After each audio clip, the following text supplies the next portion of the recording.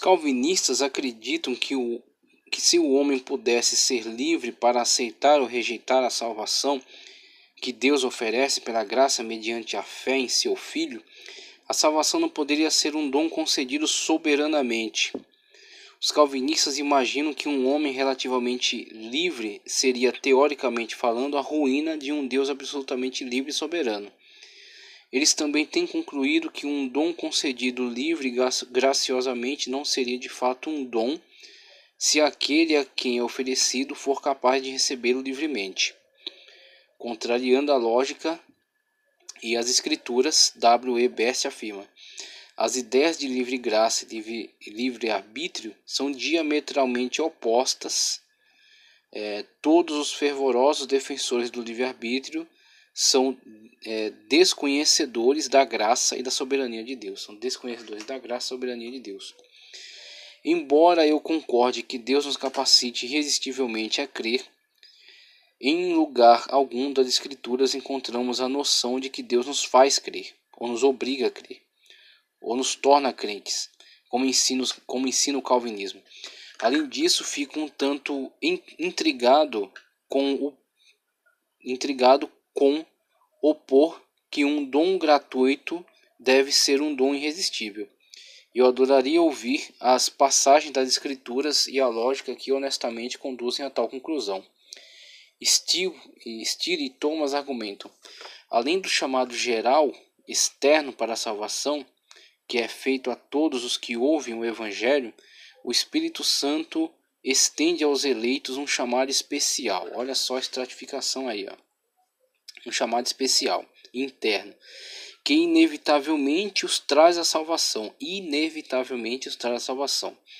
O chamado externo, que é feito a todos sem distinção, é que nem aquela salvação universal do Rodrigo, né? É oferecido salvação, mas só uma partezinha que vai receber a expiação. Pode ser e geralmente é rejeitado, ao passo que o chamado interno, que é feito apenas aos eleitos, não pode ser rejeitado. Ele sempre resulta em conversão. Através desse chamado especial, o Espírito atrai irresistivelmente o pecador a Cristo. Ele não está limitado em sua obra de operar a salvação pela vontade do homem, e não depende da cooperação deste para alcançar seu propósito. O Espírito graciosamente faz com que o pecador eleito coopere, creia, tá certo? Se arrependa e venha livre e voluntariamente a Cristo. A graça de Deus, portanto, é invencível. Ela jamais falha em trazer a salvação àqueles a quem é estendida. Então muitas pessoas leem isso aqui e se encantam com isso. Só que não tem só o lado positivo, tem o lado negativo. A questão toda, inclusive do livro Lado Negro do Calvinismo, é que as pessoas ficam estupefatas, ficam encantadas com essa afirmação, com todo esse impacto nessa afirmação.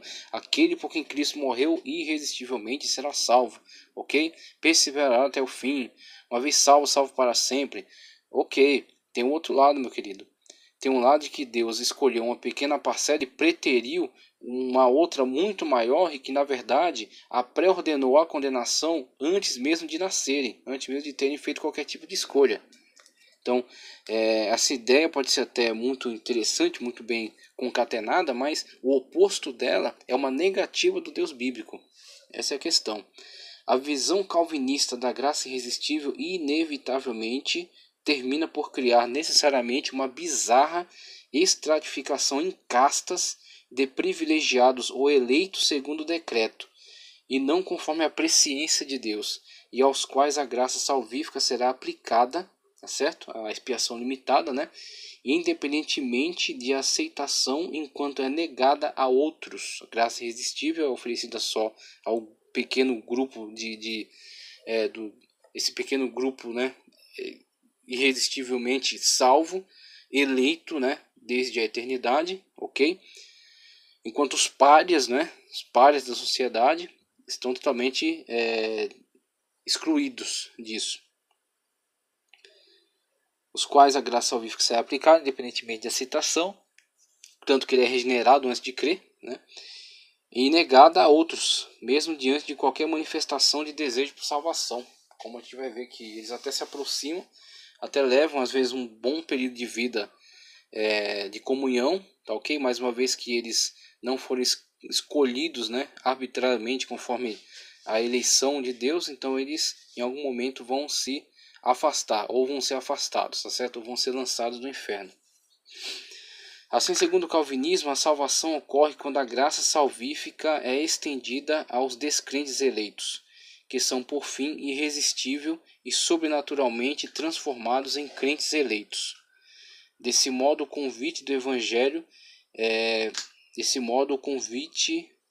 o convite do Evangelho estende um chamado de salvação a alguns, a saber, todos menos eleitos, sem a necessária graça salvífica que é exigida para trazer a salvação àqueles que são igualmente chamados a ela.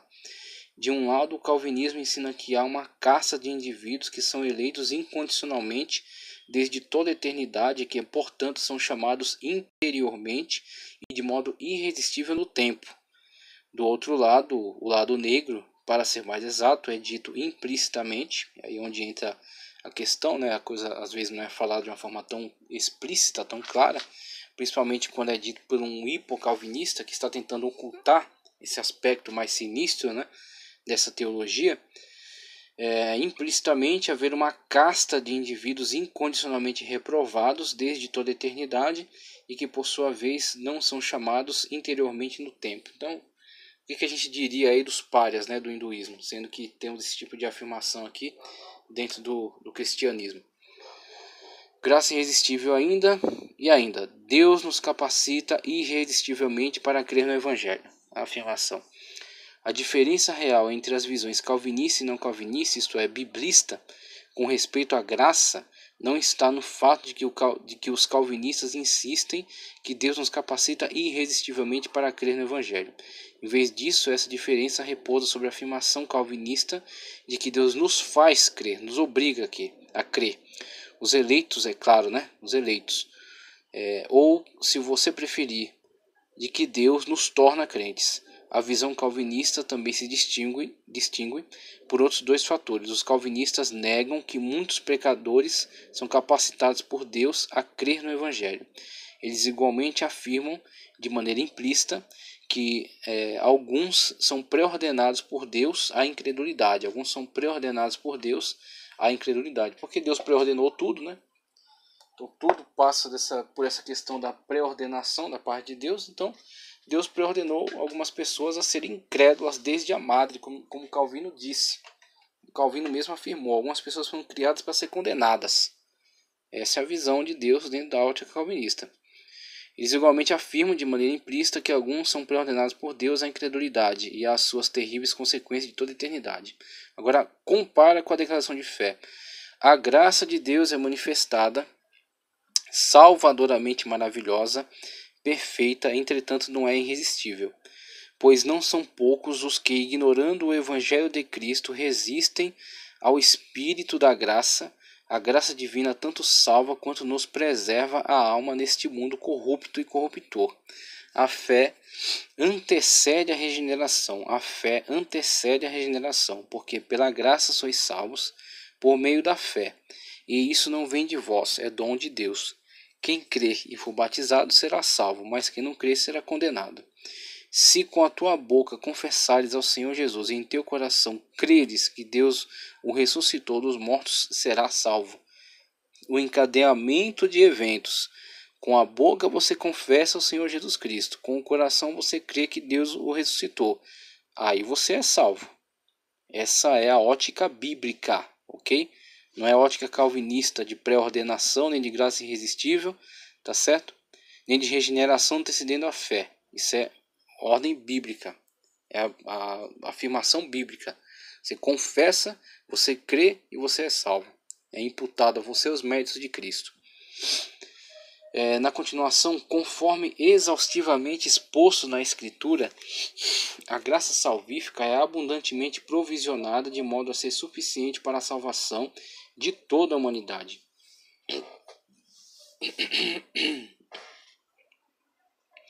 Todavia, só exercerá eficácia sobre aquele que não oferecer resistência à sua ação. Para ajudá-lo a tornar mais clara essa importante distinção, considere a seguinte ilustração. Suponha que um homem esteja preso em uma ilha sem água e sem comida. Imagine que o piloto de um avião sobrevoe a ilha e lance de paraquedas água e comida para aquele pobre homem. Sem a água e a comida providas pelo piloto, o homem confinado àquela ilha teria morrido em poucos dias. Sem a ajuda do piloto, o homem não seria capaz de beber nem de comer.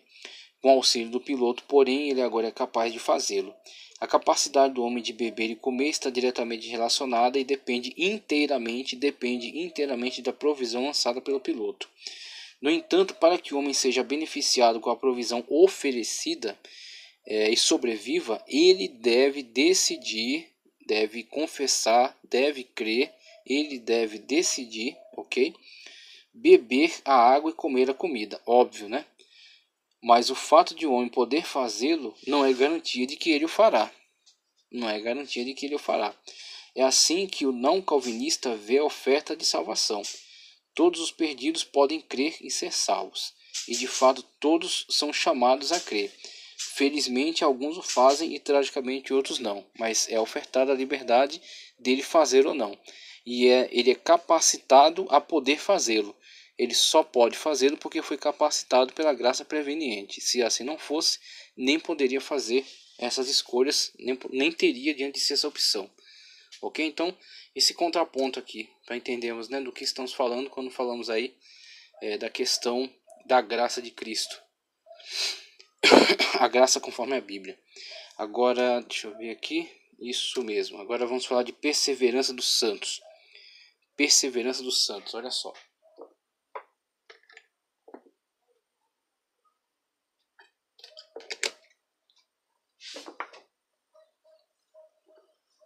Sobre a perseverança.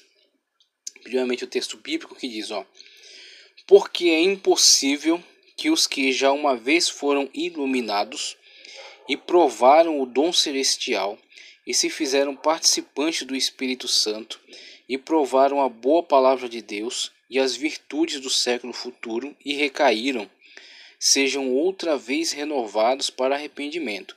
O cara, olha só a definição, o cara foi iluminado, provou o dom celestial, tá certo?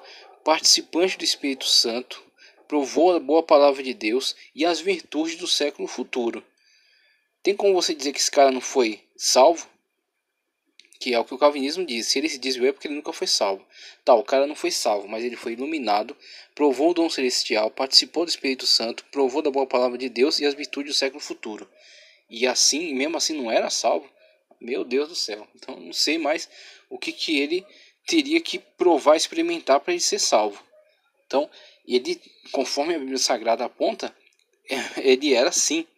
Ele estava assim na condição de salvo na pessoa bendita de Cristo Jesus. Tanto que lhe foi dado todos esses privilégios, todos esses benefícios. Foi descortinado a ele toda essa realidade, né? Provou até das virtudes do século futuro. Só que infelizmente, porque a Bíblia Sagrada prevê isso, por isso nos manda perseverar, se houvesse essa questão da perseverança dos santos, conforme a ótica calvinista, teríamos que tirar da Bíblia todas as palavras que falam acerca de perseverança, que mandam a nós perseverarmos, que nos manda tomar cuidado em relação à nossa salvação. Quando Paulo mesmo diz que pregando aos outros tem que tomar cuidado para que eu mesmo fique de fora. Ou seja, onde está a crença aí na perseverança dos santos conforme o calvinismo, né? Como essa ótica do calvinismo, que é Deus que faz ele perseverar de qualquer forma, de qualquer maneira. Então, mesmo diante de todas essas qualidades, e recaíram, apostataram, decaíram da fé, se desviaram, sejam outra vez renovados para arrependimento. Uma vez que ele provou de todas essas coisas, e mesmo assim, ele troca o mundo, troca tudo isso pelo mundo, tá certo? Vende Cristo por moedas, 30 moedas de prata, ou troca Cristo por Barrabás, ou seja, não resta mais o que possa ser feito por ele, porque ele trocou aquilo que era de mais extraordinário, mais precioso. Então ele não encontrará mais caminho para a reconciliação. E recaíram, sejam outra vez renovados para arrependimento. Pois assim, Quanto a eles, de novo crucificaram o Filho de Deus e o expunham ao vitupério. Se o Filho de Deus era a única chance de sua salvação, ele tendo provado tudo isso, rejeita o Filho de Deus, ele está acabado, está liquidado. A perseverança e certeza. Deve ainda ser enfatizado que uma objeção à visão calvinista da perseverança dos santos não significa negar a importância de os santos perseverarem, ok? Até o fim. A Bíblia está repleta de exortações e advertências concernentes à perseverança. Ainda assim, de acordo com o calvinismo, a salvação, justificação e santificação dificilmente são distinguíveis. Portanto, o problema com a perseverança calvinista não está em sua ênfase exagerada, mas em sua ênfase equivocada. A perseverança tem que ser de fato, muito enfatizada, tem que ser muito valorizada. Mas o problema é a deturpação dessa visão da perseverança, que é o equívoco. Então não é que ela é exagerada, o problema não está aí, o problema é que ela é equivocada. E não apenas isso, mas pode-se até mesmo argumentar que o calvinismo acaba de fato resultando em pouca ênfase sobre a santificação.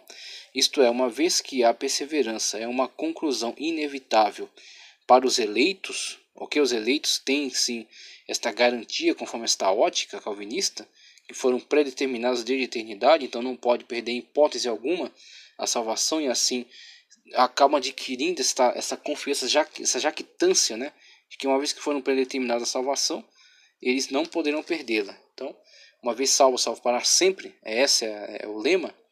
Então, isso oferece um grande risco. Aquele que acredita ser eleito e nascido de novo poderá dar menos atenção às advertências e exortações acerca da perseverança, porque se você é salvo, você irá perseverar. E visto que você não pode fazer nada com respeito a ser ou não ser eleito, você não interfere nisso, não é mediante a sua aceitação é irrelevante, não faz diferença nenhuma, a questão é um bingo, é uma loteria, se você está com o bilhete certo, então você é salvo. Ser ou não eleito, você não pode fazer nada sobre tudo que é inevitável a esse respeito, pois você não é, você é ou não é eleito, você é ou não é eleito. Isso, é claro, inclui a perseverança.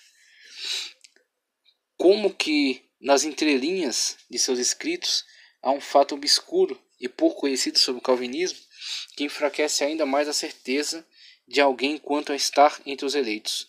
Calvino verdadeiramente ensinou que alguém que não é eleito e que foi reprovado e condenado da eternidade à eternidade poderia, olha só essa construção de ideias aqui, ó. Calvino verdadeiramente ensinou que alguém que não é eleito, que foi reprovado e condenado de eternidade a eternidade, poderia realmente e sinceramente, não hipocritamente, sinceramente, crer que é eleito e amado por Deus. O cara está totalmente equivocado, está totalmente enganado, ele pensa que é um eleito.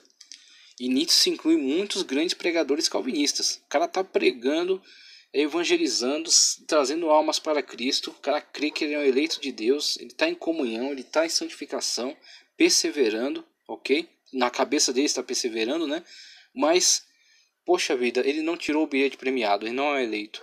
Então tudo aquilo que ele viveu, na verdade, foi uma ilusão. E aí ele vai perder tudo isso e será condenado. Pensa no desespero. Pensa na situação angustiante, desesperadora. Poderia realmente, sinceramente, crer que é um eleito e amado por Deus. Em última análise, no entanto, esta falsa obra da graça é causada não por entendimento imperfeito do próprio indivíduo, mas pela ação de Deus em seu coração obscurecido. Olha só o texto. A experiência mostra que os réprobos são, às vezes, afetados por sentimentos quase semelhantes ao dos eleitos, de sorte que em seu próprio julgamento de fato não diferem em coisa alguma dos eleitos, são iguaizinhos aos eleitos. A única diferença é que eles não têm o bilhete premiado. O Senhor, para que os torne ainda mais convictos e inexcusáveis, se lhes insinua na mente, até onde possam degustar a bondade sem o espírito de adoção. Com razão se diz que os réprobos creem que Deus lhes é propício, porquanto aceitam o dom da reconciliação, ainda que confusamente e não de forma bem distinta. Tampouco nego que Deus lhes ilumine a mente até o ponto de reconhecerem sua graça, mas do testemunho especial que outorga a seus eleitos, de tal modo distingue esse sentimento que não chegam a desfrutar de sólido efeito e fruição. Dilui-se assim essa objeção. Se Deus exibe realmente sua graça aos réprobos, isso está estabelecido para sempre, porque nada impede que Deus ilumine alguns com o senso de sua presente graça, senso que mais tarde se desvanece. Deus ilumina o cara, faz ele acreditar que ele é um escolhido, ele vive uma vida até pensando que está perseverando, mas de repente a coisa se obscurece, porque Deus mesmo assim o quis, não porque ele deliberadamente, por escolhas livres, se desviou e decaiu da fé e apostatou, mas porque Deus tirou dele essa percepção. Então, essa é a visão calvinista.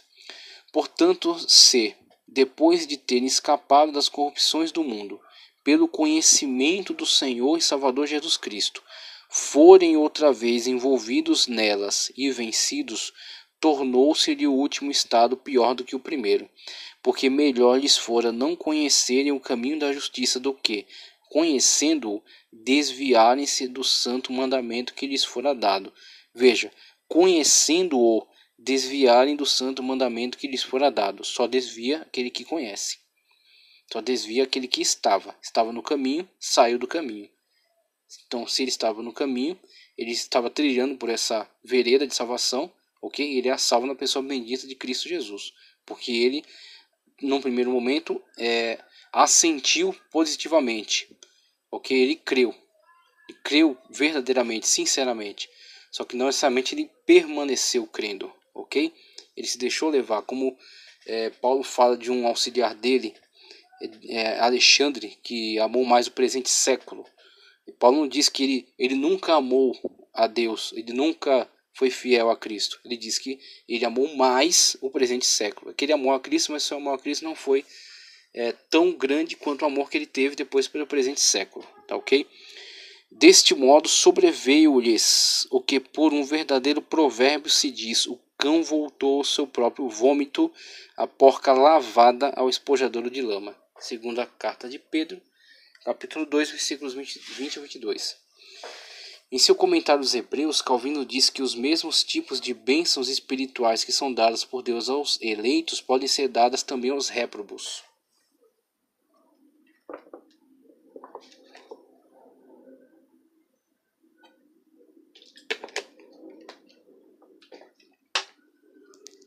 Olha só.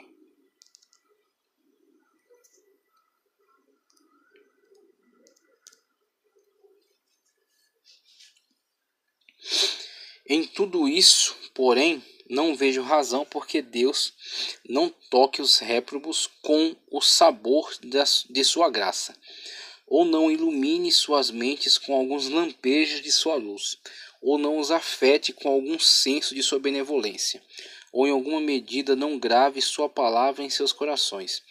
De outro modo, onde estaria aquela fé temporária que Marcos menciona em Marcos 4,17?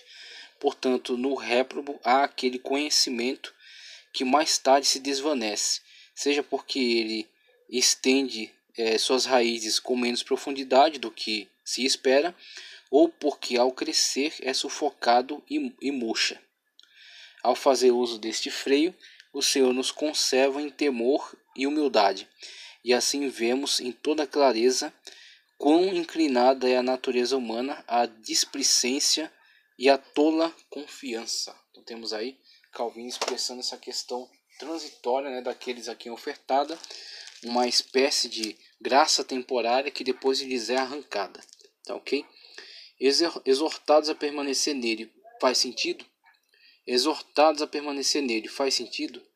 No capítulo 15 de João, onde Jesus fala a seus discípulos sobre o seu relacionamento com ele, a videira verdadeira, da certa videira verdadeira, ele os exorta a permanecer nele para que pudessem dar frutos. No verso 6, ele fala então sobre a possibilidade de não permanecermos nele e das consequências subsequentes. Essa advertência seria totalmente desnecessária e sem sentido se a posição calvinista acerca da perseverança estiver certa. Sproul, que consome um considerável tempo tentando defender a visão calvinista da perseverança, pergunta: se ninguém cai, por que então incomodar as pessoas com isso? Ele também admite: parece frívolo exortar pessoas a evitar o impossível. Parece frívolo exortar pessoas a evitar o impossível. Veja só. Embora Sproul tente explicar por que não é frívolo advertir pessoas sobre o impossível, ele ao menos parece entender a razão pela qual os não calvinistas podem julgar a visão calvinista da perseverança cheia de problemas. Nos primeiros versos da segunda epístola de Pedro podemos ler: Simão Pedro, servo e apóstolo de Jesus Cristo, aos que conosco abraçaram a fé igualmente preciosa na justiça de nosso Deus e Salvador Jesus Cristo. Então, somente até aí é o suficiente para entendermos essa visão calvinista acerca da perseverança e o seu equívoco. A questão não é ela valorizar a perseverança. A questão é se equivocar em relação aos motivos dessa perseverança. Quando tira toda a responsabilidade da pessoa e joga tudo num determinado predeterminismo eterno, ok? Que faz dessa pessoa dar uma garantia que, na verdade, biblicamente falando, não existe, uma vez que a Bíblia Sagrada ordena sim que perseveremos e que tomemos cuidado para não cair. Então dá essa falsa segurança. Essa falsa segurança é de fato um risco extraordinário. Ainda aqui um texto, página 331 do livro Lado Negro do Calvinismo, diz: se o mal pode ser atribuído a Deus da mesma forma que o bem, se Deus é responsável por tudo o que acontece do modo que o calvinismo diz que ele é, e se o homem é apenas um ator em uma peça divina, uma tragédia, aliás, então o conceito hindu de Maya, um termo sânscrito que diz, dentre outras coisas, que a moralidade humana é apenas uma ilusão, não parece estar tão longe no fim das contas. Não parece estar tão longe no fim das contas. Um entendimento mais profundo da lógica calvinista nos conduz realmente a pontos de vista que estão muito mais próximos do hinduísmo do que do cristianismo bíblico. Não digo estas coisas para inflamar os calvinistas. Eu não creio que os calvinistas são hindus. Eu creio, no entanto, que a visão calvinista de soberania e predestinação conduz logicamente a ideias que são tão estranhas à Escritura quanto o hinduísmo. Algumas ideias no calvinismo também conduzem logicamente a outras que deveriam ser consideradas como anátemas, ou até mesmo para os calvinistas mais convictos e extremos. Ok? Então, veja aí a posição do autor, de George Brisson, sobre essa questão calvinista da soberania, essa leitura de calvinismo acerca da soberania e acerca de predestinação, que separa as pessoas em castas previamente determinadas, onde elas não podem se mover dentre elas, porque uma vez que foram predeterminadas, têm que ocupar o seu cargo involuntariamente, né? Estão lá determinadas e não podem fazer nada por qualquer tipo de alteração. Estão colocadas fixamente dentro dessas castas, casta dos eleitos e o resto de todos os réprobos que serão condenados. Agora, uma visão acerca dos 5 pontos do arminianismo, chamado Facts, tá certo? Que foi apresentado, conforme já falei, e em retaliação a ele foi colocado o sínodo de Dort e a questão da tulipe, tá ok? Então, um pouco acerca do Facts e das fundamentações bíblicas, tá certo? Para essas afirmações do Facts do arminianismo, os 5 pontos do arminianismo, que depois foi estendido, né? Foi tornado uma declaração de fé de cunho arminiana. Veja só: depravação total, ok? 1. Depravação total. 2. Eleição condicional. 3. Expiação para todos, não limitada, expiação para todos. 4. Graça resistível, sendo possível então resistir à graça, conforme a Bíblia Sagrada. 5. Segurança em Cristo. Segurança em Cristo. Acerca de depravação total, podemos citar aqui, o Senhor viu que a perversidade do homem tinha aumentado na terra, e que toda inclinação dos pensamentos de seu coração era sempre e somente para o mal. Depravação total, conforme a Bíblia. O homem foi o homem foi constatado como totalmente pervertido, uma vez que as suas ações assim o demonstraram. Não porque previamente foi determinado que ele deveria ser perverso, mas porque ele demonstrou ter se tornado assim, ter se tornado totalmente pervertido. Veja, outro texto aqui que sustenta é Salmo 51:5. Sei que sou pecador desde que nasci, sim, desde que me concebeu minha mãe. Essa frase que é muito famosa aí do rei Davi, quando ele afirma que, na verdade, desde o ventre ele já se encontra nesse estado, né, de perversão, conforme toda a humanidade, na verdade, já se encontra. Veja, total depravação ainda, outro texto que fundamenta aqui essa noção da total depravação é Romanos 3:23. Pois todos pecaram e destituídos estão da glória de Deus. Romanos, carta de Paulo aos Romanos 3:23. Todos pecaram e destituídos estão da glória de Deus. Por que estão destituídos da glória de Deus? Porque pecaram. A lógica está bem estabelecida aí. Numa lógica calvinista seria porque foi pré-determinado por Deus, todos pecaram, porque Deus determinou o pecado e também determinou que estivessem destituídos, sendo ofertada então expiação limitada a apenas alguns. Mas, biblicamente falando, o apóstolo faz questão de colocar: pois todos pecaram, e porque pecaram estão destituídos. E aí, um contraponto que eu quero colocar aqui, e tem sido, aliás, bastante afirmado, é que o homem está, de fato, depravado, totalmente depravado, mas ele não é tão depravado quanto poderia ser. Ele não é tão pecador quanto poderia ser, tá certo? E isso é colocado não por especulação, não por inferência, mas por declaração do próprio Cristo. É o próprio Senhor Jesus Cristo que demonstra que existe sim alguma coisa boa, existe sim alguma prática válida ainda no homem. Como eu trouxe aqui o exemplo de Cornélio, e Cristo coloca no Evangelho de Mateus 7:11: se vocês, apesar de serem maus, estarem depravados, estarem decaídos no pecado, se vocês, apesar de serem maus, sabem dar boas coisas ou dádivas aos seus filhos, quanto mais o Pai de vocês, que está nos céus, dará coisas boas aos que lhe pedirem. Então, Cristo usa o exemplo das pessoas mesmo, essas pessoas que estão depravadas, decaídas no pecado. E ele fala: mesmo vocês nesse estado, vocês têm alguma coisa boa. Vocês favorecem aí os filhos de vocês com coisas boas, né? Trabalham, lutam para que eles tenham alguma coisa boa. Então, eis aí alguma coisa que restou da imagem e semelhança de Deus em vocês. Ok? Então, há sim alguma coisa boa, mostrando que o homem ainda não é todo o mal que ele poderia até ser. Ok? Porque ainda resta alguma coisa da natureza de Deus no homem. Acerca de eleição condicional. A eleição condicional, olha o texto que fundamenta: aquele que pecar é que morrerá. Muito claro, né? Ezequiel, o livro do profeta Ezequiel 18:20-27. Aquele que pecar é que morrerá. O filho não levará a culpa do pai, nem o pai levará a culpa do filho. Ok? Então temos aí a condicional, né? A eleição está condicionada à aceitação, como também a condenação está condicionada ao pecado. Ok? Então cada um vai ser julgado diante de Deus pelo seu próprio pecado, porque traz a marca do pecado original, está nele implícito até que torna-se explícita, né, por meio de atos pecaminosos. Então seu julgamento está fundamentado nesses atos pecaminosos. Tá, ok? A justiça do justo lhe será acreditada, e a impiedade do ímpio lhe será cobrada. Mas se um ímpio se desviar de todos os pecados que cometeu e obedecer a todos os meus decretos, e fizer o que é justo e direito, veja esse se fizer, se desviar do mal, se arrepender, ó condicional. Ok? Então ele entra para o grupo eleito, ele entra para o grupo dos salvos, ele entra para o grupo dos justos. A eleição é corporativa, como já coloquei, e é condicional. Então, se ele se arrepende desse mal e passa a fazer o que é correto, o que está de conformidade com a lei de Deus, ele passa então para o grupo daqueles que são eleitos para a salvação.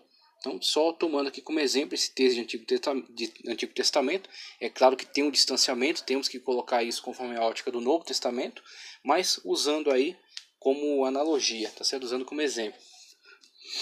Mas se um ímpio se desviar de todos os seus pecados que cometeu e obedecer os meus decretos e fizer o que é justo e direito, com certeza viverá, não morrerá. Não se terá lembrança de nenhuma das ofensas que cometeu, devido às coisas justas que tiver feito, ele viverá. Teria eu algum prazer na morte do ímpio? Isso aqui é direto para essa teologia calvinista. Tá, ok? É o questionamento que Deus faz essa teologia calvinista, de que Deus predetermina pessoas a morrer desde a madre, né? Pessoas a serem condenadas desde a madre. Onde está, né? Que Deus é esse? Ok? Como que a gente justifica essas afirmativas? Teria eu algum prazer na morte do ímpio? Palavra do soberano Senhor. Pelo contrário, caso não me agrada vê-lo desviar-se de seus caminhos e viver? Se, porém, um justo se desviar de sua justiça e cometer pecado e as mesmas práticas detestáveis dos ímpios, deveria ele viver? Isso aqui é extremamente óbvio, extremamente claro, ok? Então, onde está essa tal perseverança, conforme a lógica calvinista? De que de antemão foi garantido e por isso persevera compulsoriamente, né? Sem qualquer tipo de tomada de decisão ou de esforço por parte da própria pessoa. Está sendo colocado aqui pelo próprio Deus nas palavras aqui do profeta Ezequiel. Então ele era justo, não é que ele estava fingindo que era justo, como o próprio Deus diz, um justo, se um justo se desviar e passar a agir como um ímpio, deverá ele viver? Nenhuma das coisas justas que fez será lembrada. E aí onde entra essa questão de sempre resguardar-se do engano da salvação pelas obras, da salvação por méritos humanos. Tá, okay? Então os méritos não se acumularão diante de Deus como meio de você cobrar Deus por alguma coisa, porque a salvação é pela graça. Okay? Então até o profeta Ezequiel, mesmo sendo de contexto do Antigo Testamento, já nos traz aqui algo que pode ser muito elucidativo em relação a isso. Nenhuma das coisas justas que fez será lembrada. Por causa da infidelidade de quem é culpado e por causa dos pecados que cometeu, ele morrerá. Contudo vocês dizem, o caminho do Senhor não é justo. Ouça, ó nação de Israel, o meu caminho é injusto? Eis a pergunta, né? Não são os seus caminhos que são injustos? Se um justo desviar de sua justiça e cometer pecado, ele morrerá por causa disso. Por causa do pecado que cometeu, morrerá. Mas se um ímpio se desviar de sua maldade e fizer o que é justo e direito, ele salvará a sua vida. Muito bem. É colocado aqui nesta ótica, claro que tem que ser colocado aqui, levando em consideração também a questão da graça, né, de Cristo Jesus, mas o profeta aborda aqui de uma forma bastante simplificada, né, essa questão. Então, se ele toma essa decisão por salvação, a justiça, né, a salvação, a obra salvífica, a mão salvífica de Deus é que vai atuar sobre ele.